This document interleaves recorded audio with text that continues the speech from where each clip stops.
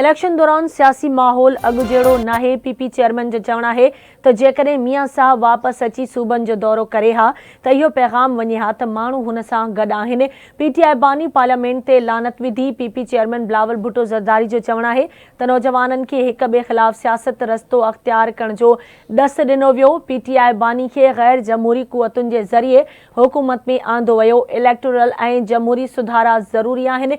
Chairman Bilawal Bhutto Zardari जो चवणु हो त पीटीआई नून लीग खे चई रहियो आहियां त असांखे रूल्स ऑफ गेम तय करणु घुर्जे। नून लीग जो मक़सदु रुगो मियां साहब खे चोथों भेरो इक़्तिदार में आणणु हुयो।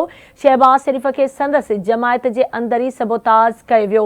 मूं लाइ ज़ाती तौर ते नून लीग सां अॻिते हली करे कमु करणु तमामु ॾुखियो हूंदो।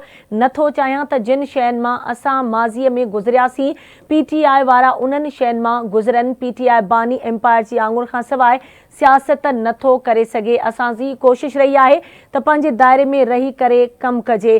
असांजी कोशिशि रही आहे त नौजवाननि खे सियासत में जाइ ॾिनी वञे। पीपी चेयरमैन जो चवणु हुयो त असां कराची खां बोनेर ताईं केतिरनि ई नौजवाननि खे टिकेटूं ॾिनियूं आहिनि।